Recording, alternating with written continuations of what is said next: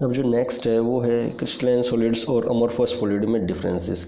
अब देखो crystalline solid और अमोर्फस सॉलिड में डिफरेंसेस क्या होते हैं। सबसे पहले बात हमने पढ़ लिया कि क्रिस्टलाइन सॉलिड में long range order as well as short range order होता है 3D में, लेकिन अमोर्फस सॉलिड में क्या होता है, सिर्फ शॉर्ट रेंज ऑर्डर होता है। ठीक है, अब उसके बाद क्या है, दूसरा point, they have sharp melting point. Sharp melting point क्या होता है, देखो इनकी अरेंजमेंट जो प्रॉपर होती है, बिल्कुल ही प्रॉपर अरेंजमेंट होती है।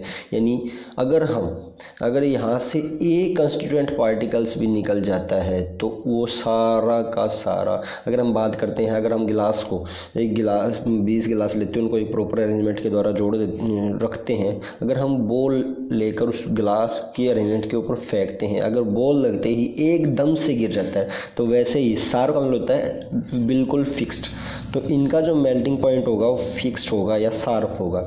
ठीक है, लेकिन अमोर्फस सॉलिड का जो मेल्टिंग पॉइंट होता है एक रेंज ऑफ टेम्परेचर होता है। रेंज ऑफ टेम्परेचर मतलब 10 से 20, 30 से 40, 50 से 60, एक रेंज होगी, यानी फिक्स्ड होगा, फिक्स नहीं होता है इनका।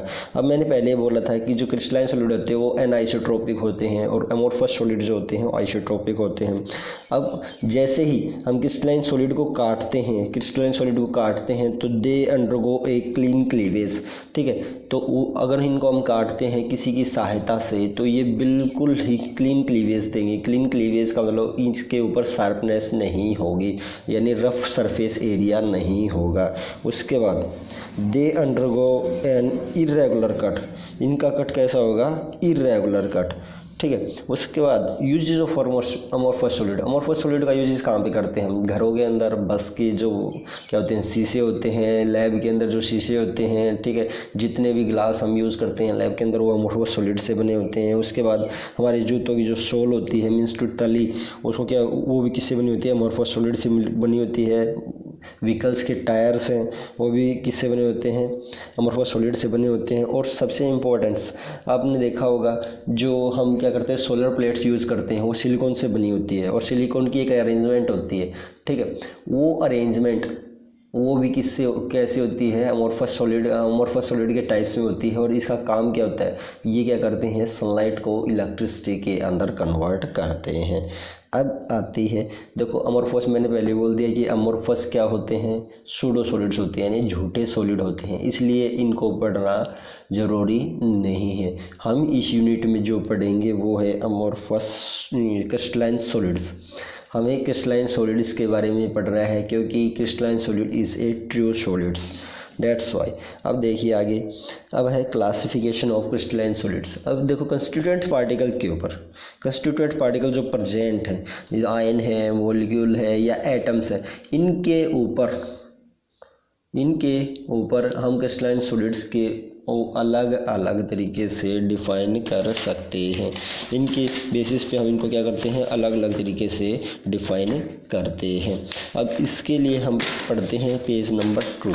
देखिए सेकंड पेज, अकॉर्डिंग टू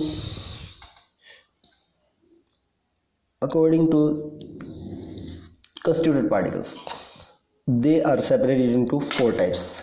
देखो कंस्टिट्यूएंट पार्टिकल्स आयंस हो सकते हैं, मॉलिक्यूल्स हो सकते हैं, ठीक है, और मेटल या एटम हो सकते हैं। ठीक है, अब इनको 4 तरीके से जो बांटा गया है, आयनिक solid, molecular solid, covalent solid और मेटेलिक सॉलिड। सबसे बात पहले करते हैं आयनिक सॉलिड, यानी ऐसे क्रिस्टलाइन सॉलिड जिनके अंदर कंस्टिट्यूएंट पार्टिकल्स है वो क्या हो, पॉजिटिव या नेगेटिव आयंस हो। क्या होने चाहिए, आयंस, उनको क्या बोलेंगे, आयनिक सॉलिड। अब इनकी कैरेक्टरिस्टिक देखिए, आयनिक सॉलिड के एग्जांपल भी ले सकते हैं, KCl है, ठीक है, NaCl है, ठीक है, AgNO3 है, ये सभी क्या होते हैं, आयनिक सॉलिड के अंदर काउंट होते हैं। उसके बाद आता है इनकी कैरेक्टरिस्टिक। अब एक बात है, इसमें क्या बोला गया है, आयनिक सॉलिड्स। अब आयनिक सॉलिड में कौन कौन से होंगे, पॉजिटिव और नेगेटिव आयंस। और पॉजिटिव और नेगेटिव आयन होने की वजह से यहाँ पर electrostatic force of attraction present होगा। इलेक्ट्रोस्टैटिक फोर्स ऑफ अट्रैक्शन हमेशा चार्ज, अपोजिट चार्ज के बीच में प्रेजेंट होता है।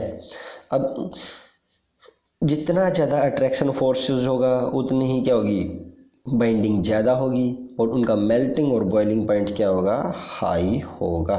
उसके बाद है अभी ये सॉलिड स्टेट के अंदर क्या होगा, पॉजिटिव नेगेटिव से बाइंड होगा, नेगेटिव पॉजिटिव से बाइंड होगा, पॉजिटिव नेगेटिव से बाइंड होगा। सॉलिड स्टेट के अंदर क्या होगा, अभी सॉलिड स्टेट के अंदर क्या है, पॉजिटिव और नेगेटिव आयन एक दूसरे से बंधे हुए होंगे, इसलिए क्या होगा, वो इलेक्ट्रिकल इंसुलेटर होंगे। और इंसुलेटर क्यों होंगे, देखो क्योंकि यहाँ पर कोई भी आयन मूव करने के लिए फ्री नहीं है, यानी इधर से उधर जाने के लिए फ्री नहीं है।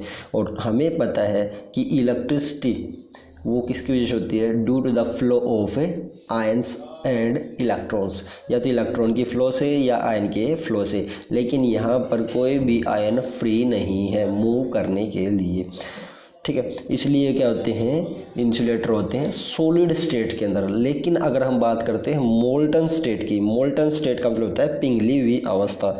अगर ये मोल्टन स्टेट की बात करें तो मोल्टन स्टेट में ये क्या होंगे, ये क्या होंगे, good conductor of electricity because ions are free to move. उसके बाद है अब strong electrostatic force of attraction होने की वजह से, स्ट्रॉन्ग यानी मीन्स टू क्या है, इनके बीच में एक आयन दूसरे आयन को बहुत ही स्ट्रांगली पकड़े हुए है, तो इसका मतलब ये क्या है, बहुत ही हार्ड होते हैं, ठीक है। उसके बाद है हमारा सेकंड कौन सा है, मोलिकुलर सॉलिड्स। मोलिकुलर सॉलिड्स की बात करें तो मोलिकुलर सॉलिड्स कौन से, द कंस्टिट्यूटिव पार्टिकल्स। अब इसमें क्या होंगे, मोलिकुल्स होंगे। मोलिकुल्स कौन से, जैसे कि H2, Cl2, HCl, ये सभी किसमें आते हैं, मोलिकुलर सॉलिड्स के अंदर आते हैं। अब मोलिक्यूल भी हमारे अलग अलग तरीके के होते हैं। हमने +1 क्लास में पढ़ा था कि मोलिक्यूल्स कितने प्रकार के होते हैं, मोलिक्यूल भी अलग अलग प्रकार के होते हैं, जैसे कि नॉन पोलर, पोलर, ठीक है। अब depending upon the molecules they are further divide into 3 sub categories. इनको 3 सब कैटेगरीज के अंदर भी क्या किया गया है, डिवाइड किया गया है। अब फर्दर सब कैटेगरीज की बात करें तो हम कौन कौन से हैं, नॉन पोलर का मतलब क्या है, which do not have separation of charge इसमें नहीं होगा, उसको क्या बोलेंगे, नॉन पोलर। अब ऐसे कंस्टिट्यूएंट पार्टिकल्स जो क्या होते हैं, जिनके अंदर चार्ज सेपरेशन नहीं होता है, या कंस्टिट्यूएंट पार्टिकल्स जिनके अंदर चार्ज सेपरेशन नहीं हो, वो किस में आएंगे, नॉन पोलर। अब नॉन पोलर की बात करें कौन कौन से होती है, H2, Cl2, ठीक है, I2, ये क्या होते हैं, नॉन पोलर। देखो H2 यानी यहाँ पर इलेक्ट्रोनेगेटिव डिफरेंस नहीं है, ठीक है। उसके बाद Cl2, I2, ये सभी के सभी किस में आएंगे, non polar molecular crystalline solids के अंदर काउंट होते हैं। अब देखो नॉन पोलर है, नॉन पोलर में फोर्सेस ऑफ अट्रैक्शन कौन सा होगा, weak van der Waals forces of attraction.